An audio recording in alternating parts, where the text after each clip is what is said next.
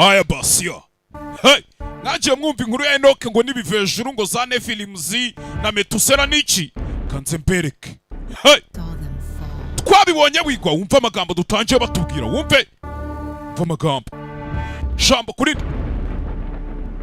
cyo bari guhirika mu ijuru twabibonye bigwa wumva amagambo biteye ubwoba pe byamanutse byerekeza ku isi byaje bisi abakobwa ba Eva nitwe mbuto byari byarabujijwe kuryaho Nyagasani ni ibiki byagenze bite abana twabyaye ntago bari abantu basanzwe bari n'inyamaswa zaciwe mu ijuru ariko zambaye umubiri wa kimuntu wumve babitaga ba Nephilim's hey dore bya Nephilim's ukuntu byanganaga ukuntu byareshyaga babitaga za Nephilim's byari bishinguye ngo ni ibintu byavutse hagati y'abana b'abantu n'abamarayika bari bahanuwe mu kirere abantu mujya musoma inkuru zo muri Bibiliya murabizi neza cyane bari abamarayika b'umwijima bari mu kirere bareba abana b'abakobwa ku isi uko bari koga bifuza kugira iki n'iki nibwo bamanuwe bakaza mu isi baryamana n'abana b'abantu uko byaje kurangira dore ibyo babyaye nibyo mama we kora subscribe kuri YouTube channel bundi bindi byose tubirye show hari gushya neza cyane ahubwo bitangira bakomanga ku muryango ushyigikiwe n'ibyuma bikomeye n'amagufwa y'inzovu hafungura abarinzi babiri. What's your business? My son and I have come to barter. Je n'umuhungu wanjye tujana kumvikana turashaka ibyuma. I need more tools to tend my farm. Kubera ko nkeneye ibikoresho byinshi byo guhinga imirima yanjye. The men scanned them up and down. Abarinzi bari ku marembo babanyuzamo amaso. Barangije babafungurira amarembo. Eyes widened with terror when they entered. Metusela afite ubwoba ndetse ibyo yabonye ku kanya byaramutuguye. Metusela ubundi muri Bibiliya bazi Metusela n'umwana wa Enoke. Sitting atop thrones hewn from the skulls of the great lizards. Yabonye cyicaye ku ntebe hejuru. Beast like men. Kimeze nk'inyamaswa ariko nanone ukabona ni nk'umuntu. 10 feet tall. Cyari kirekire gifite nka feet 10 z'uburebure. With arms like tree trunks. Ndetse n'amaboko yacu akomeye nk'ingiga z'ibiti. Was like chiseled onyx. Inzase yazavugaga nk'inkezo ziri gusatura amabuye. Faces were deformed with brows casting shadows over their serpent-like eyes. Isura zahinamiranye ndetse n'amaso ameze nk'ay'incira z'inzoka. Could feel their voices in his chest when they Metusela yumvaga gutigita kwijwi ryabyo mu gatuza uko byavugaga. Nimba atari Enoke, the man who walks with the creator himself. Umugabo ugendana n'umuremyi nyir'ubwite. What brings you to our domain? Niki kikuzanye hano? Dore bya Nephilim's. Dukeneye ibyuma. Enoke yari yaje muri diro hano. Our tools have worn and you have taken all the iron in the region. Ibyuma byose byari muri aka karere mwarabyigaruriye ntituri kubona ukuntu ducura amasoko yo guhingisha n'ibiki byose. What will you give me in exchange? So formal. Why not stay a while with us, Enoch? None se Enoke wagumye hano? You could tell us some of your famous tales. Ukajya utwibwirira inkuru, ukajya utwiterera story. Ko dufite inzoga. Dufite n'abagore kandi benshi umvikijwe. I can ship a third of my next harvest in exchange for your Jewe nzabaha kimwe cya gatatu cy'ibyo nzasarura kuri iyi nshuro kugira ngo mumpe ibyuma. Enoke yari yaje muri diro na diringe n'izi Nephilim's. Dore amapera ateye izuba ryaratse ubutaka burakomera kubuhinga ntabwo byoroshye. Ariko ibikoresho byanyu muramutse mubimuhe byamfasha guhinga ubutaka bwanjye vuba. What's to stop us from just taking your farm? Ahubwo se niki cyatuma tutakwambura ubwo butaka ngo tubujyane? Enoke we, ko nubundi ubutaka mwegeranye rwose twagiye tubutwara. Niki cyatuma ubwo bwawe nabwo tutabutwara? Dore bya Nephilim's byari binini byari byaravutse hagati y'abana b'abantu. Ibyo nta bwenge bwaba bubirimo. We ntumenyere oroshye umutsi. Sibyo? Enoke. Ako wibagiwe muri kuvuga numvikijwe. The creature gripped the shaft of his n'umujinya mwinshi cya kiremwa cyafashe icumu ryacyo. Ndetse cyafashe icumu ryacyo gifatishije pause ni inzara yapa amajanja. Murder was in his eyes. Ndetse wabonaga mu maso y'icyo kiremwa huzuyemo kwica. Methuselah could tell he was ravenous for any excuse. Metusela ari kubibona ko icyo kiremwa kiri gushaka impamvu iyo ari yo yose Head on one of those pikes outside. kugira ngo kimanike umutwe wa Enoke papa we ku macumu yari ari aho hanze. Father remained. Ariko se yarakomeje aratuza.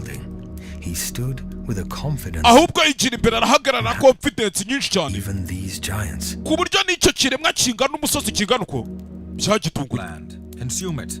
Fata ubutaka bwaje ubujyane ntaribi. You and Buraba I bwangiritse. both know you can't farm like the sons of Seth. Cyane ko nje nawe tuzi neza cyane ko utashobora guhinga nk'uko abahungu ba Seti tubikora. Ntabwo bishoboye. Just deal with me, and I'll give you a third. Ariko nugumana nanje tugakorana diro ukamba ibyuma nkajya kwicurira ibikoresho byo guhinga. What I grow for the first harvest, Nitusarura bwa mbere nzagwa kimwe cya gatatu cy'ibyo nzaba nasaruye. and a sixth for the other 3 after that. Ndetse izindi nshuro 3 zizakurikira nzagenda ngwa kimwe cya gatandatu gutyo gutyo. You sons of Seth think you're so clever. Mwene Seti ukeka yuko ndusha ubwenge uzi ubwenge kuturusha. Clever enough to secure the iron. Uri umuhanga pe ndabyemera ko ntabwo uri umuhanga wo kugira ngo tugwe ibyuma byacu. To strike down the great beasts to fortify your walls. Kubera ko nta nubwo ufite imbaraga zarwana n'inyamaswa iyo ari yo yose yaza ku marembo Have yawe. a deal. Turumvikanye cyane ntabwo twumvikanye. Tukiremwe to. Hai ni bya Nephilims. Inkuru yabaye hagati ya Enoke na Nephilims. Metusela yari ahari yumva areba byose. So Rero righteous. bumva harya ngo uri umuntu unyuze ibintu byose mukuru uri umunyakuri. Be favored by the Creator. Ushobora kuba ukundwa n'umuremyi wacu Imana. Ako mbwira. Do you believe like the other sons of Seth? Wizera nk'abandi bana bose ba Seti. Open. Twagiye twica tukabica gutyo gusa. Feet shaking the earth with Kikivuga ibyo cyarahagurutse. each step as he strode toward Enoch. Buri ntambwe cyateraga kiza imbere ya Enoke. Isi yaratigitaga yarajegeraga. Nostrils flared like a bull's. Methuselah could have sworn he saw smoke smoldering Metusela yarabirebaga. Ubwoba bukamurenga. each breath. Cyane ko buri uko cyahumekaga hasohokaga umwotsi kandi mwinshi. Still, Ariko ise Enoke yarakomeje arahagarara yemye. toward the giant, Areba cyakiremwa mu maso cyakije ya. tried not to shake, drawing Metusela yagerageje kugira ngo atanyeganyega. resolve. The beast stood only a few feet away, Cyakiremwa cyaraje gihagarara imbere ya Enoke. blocking out the light from the fire. Cyari kirekire ku buryo kikimuhagarara imbere n'urumuri rw'izuba cyarukingirije. Unsettling pause. Methuselah's throat clenched, keeping the breath from Metusela ubwoba bwari bwamwishe. exiting his lungs. Mu muhogo yananiwe guhumeka ngo asohora umwuka wenda kumusatura ibihaha. It was still. The man Ariko ahagarara yemye. frame leaned forward, Enoke yagihagaze imbere wumve. his teeth like a wolf. Cyahekenyaga amanyo yacu wagira ngo ni ikirura. You have a deal, Turumvikanye ibyo mbwenda byemeye. but fail to pay. Ariko wibeshe unanirwe kunyishyura.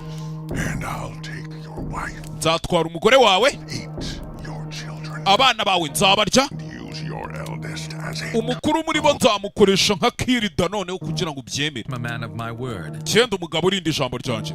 With the Creator, Ndetse n'umuremyi wanjye shall pay my share. ambera umuhamya ko nzishyura ibyo nemeye. the Creator. Umuremyi wawe.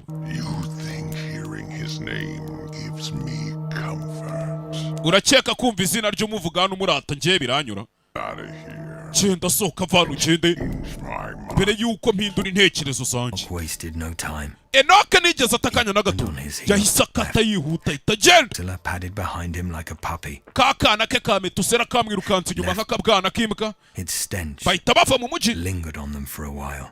Baco baragenda biha They akanya. crossed the brook, separating the city and their land, Baragiye barenga amarembo yarindaga umujyi yatandukanyaga umujyi scaled the grassy knolls. ndetse n'ahantu bajyaga bajya gusengera. They made it to a small summit. Baragiye barurira barazamuka. Angular cedar trees swayed. Burira umusozi ahantu hari igiti kimwe cyonyine rutoki kirukumbi. Could see the stars Aho Metusela yari ari. twinkling through the breaks Bageze munsi y'icyo giti yanyuzaga amaso mu mashami yacyo. in the leaves. Akabona inyenyeri.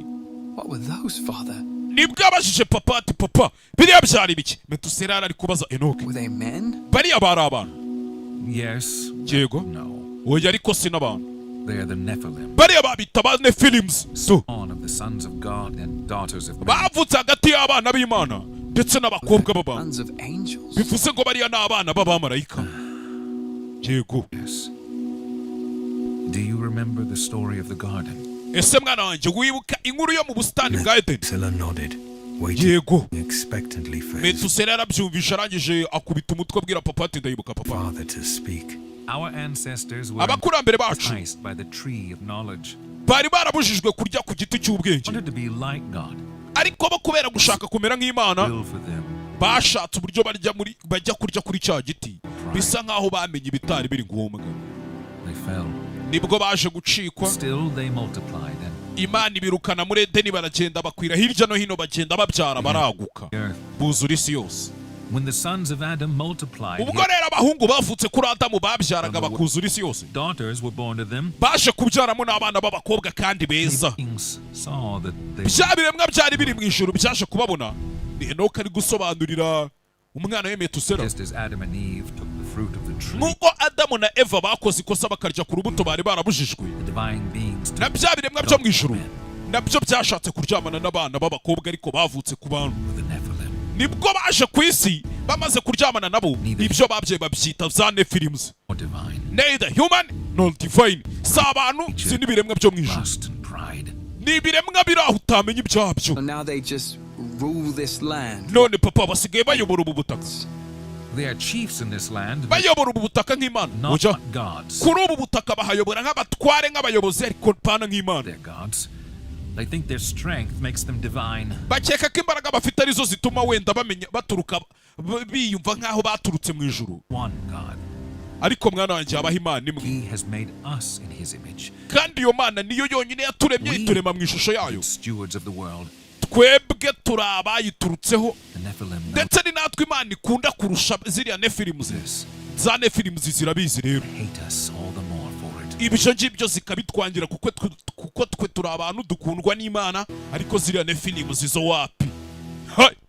Iyi bayitaga Enoch and Nephilims, tuzahure tureba noneho ngo Kayini yakuye hehe umugore. Ubundi Adamu na Eva ko babyaye abana babiri b'abahungu ari bo Kayini na Abeli, baje kuvana hehe abagore? Niyo episode tuzakurikizaho, ndaje nako tuzanabireba ubutareka gira utundi njamo. Icyo usabwa nta kindi, kora subscribe, share, comment, ibintu byose kugira ngo abantu bamenye utuntu nk'utu ngutu tw'ubwenge. Sibyo? See you.